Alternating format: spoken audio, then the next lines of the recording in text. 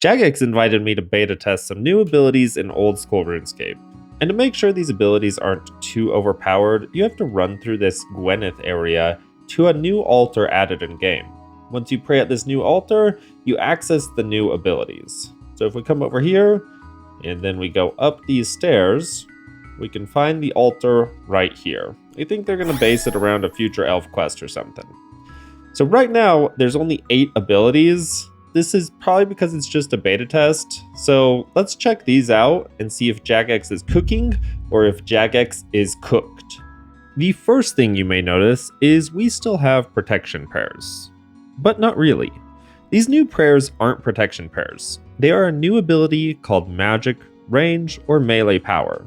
One of the big trade-offs of this ability book is you lose your protection prayers in exchange for power prayers. What the power prayers do is they make every attack you do that type that you're praying.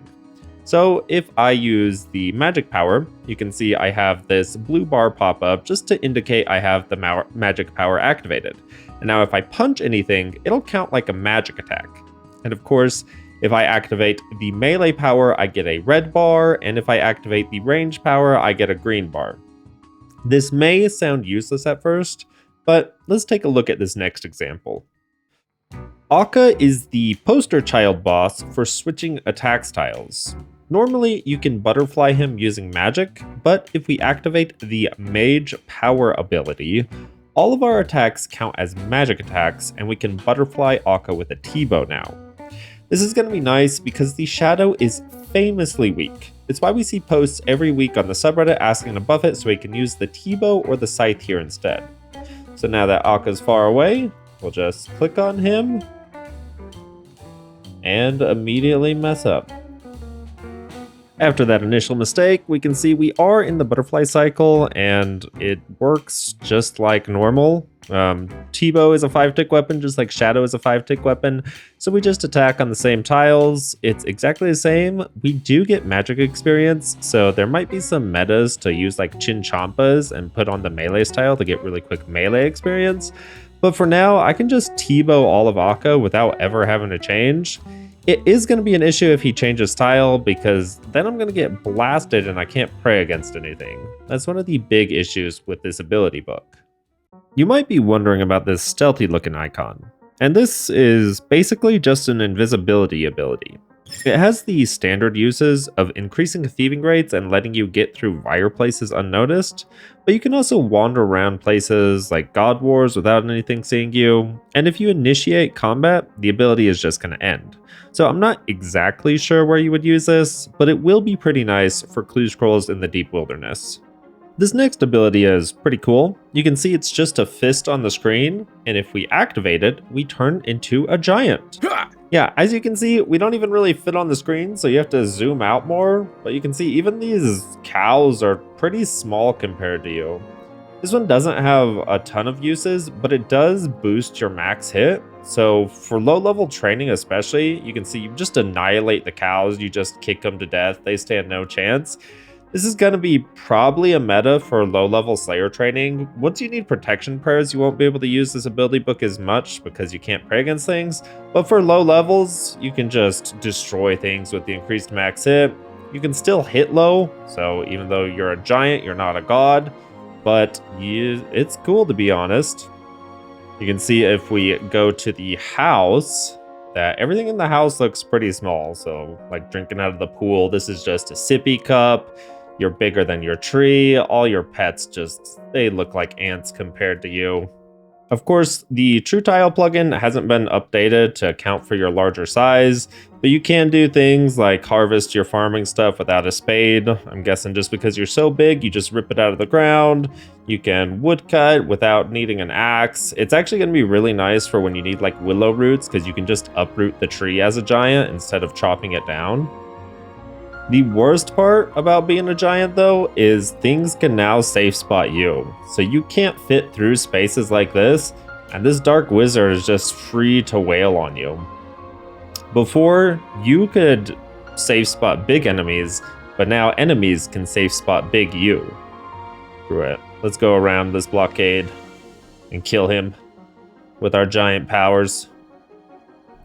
Yeah, you're super strong as a giant, so this is a pretty cool ability, and if anything, it's going to be a fun way to show off your fashionscape. Alright, let's move on to the next abilities. This next ability is called Foresight, and this is going to be an incredibly useful ability for new players.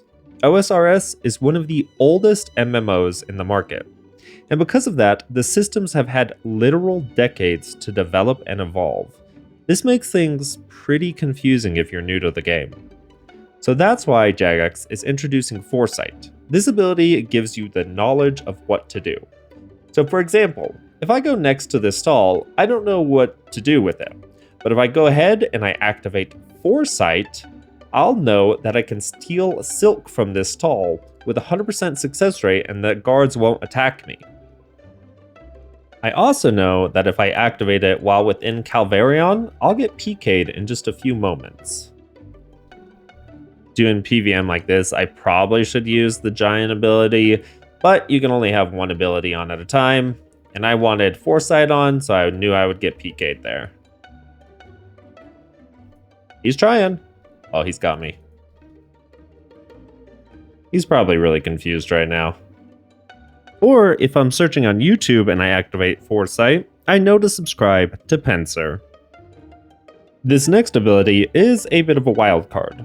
It's called Bird, and you might think that's kind of a stupid name, but let's activate it and see what happens. As you can see, we turn into a bird, which may seem a bit silly to you at first, but then you consider, yeah, so you can see F2P people. Yeah, you can see people are already pretty excited to see that I'm a bird. Got Ben Stir following me. Well, Ben Stir, once you get access to Membership World and go to the ability altar, you too will be able to be a bird. I think they were probably working on this idea either with taming or with shamanism, because this kind of seems up both of those skills' alley. And it was probably scrapped, but they still liked the idea, so now that's why they're adding the ability to turn into a bird into this skill. It may be cool, it may not be cool. Right now there's nothing you can do as a bird, but I assume that the bird, along with a few other transmogs, will come with this ability. Our next ability is the napping ability. Jagex is taking a serious look at old school RuneScape with this update, and they realize that what helps it stand out from other MMOs is its slower pace.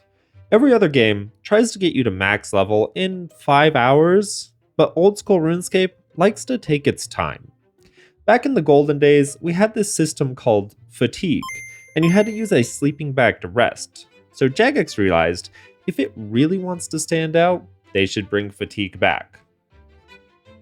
So once you activate it, you get this cute little rest animation, and then it just goes down into kind of a sit down, but it looks pretty nice overall. And this system is going to combat bots, it's going to stop the no-lifers and the filthy cloggers. And don't worry, if you're worried about Iron Man having the same advantage, Iron Man can only have a maximum of 50% fatigue level, just to bring some integrity back into the harder version of the game.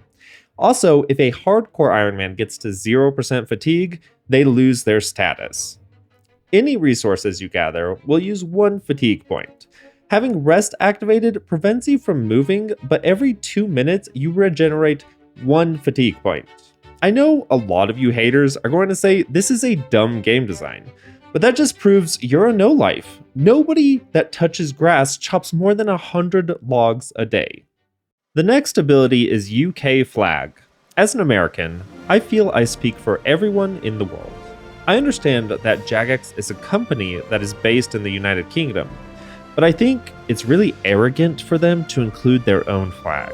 I'm going to be writing my senators to get the UK flag ability changed into a US flag ability. I implore you all to do the same. If you need advice on what to include in your email, just ask ChatGPT like the rest of us.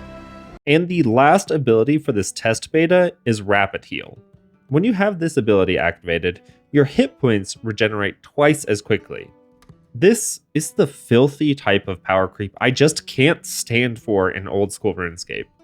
For years, we've regenerated 1 hit point per minute. And now, with just a click of the button, this gets doubled out of nowhere. I know this is a beta, but if Jagex doesn't remove this, I'm going to be voting no on these new abilities for RuneScape. I'd love to hear what you all think. Will you be voting yes to the abilities? If you're a no voter though, what could Jagex do to turn you into a yes voter? Don't forget to like and subscribe. I hope you all have a fantastic day. A gigantic thank you to all of the channel members. In the Distinguished Pencilman tier, we have Dakota A, Cody C, and our newest member, Villain's Fury. In the right-hand pen tier, we have Timothy C and Single. And in the Sir Pen tier, we have Mr. Blake himself. If you would like to support me, there's a link in the video description. Thank you all so very much. I cannot express my gratitude enough. I hope you all have a lovely day.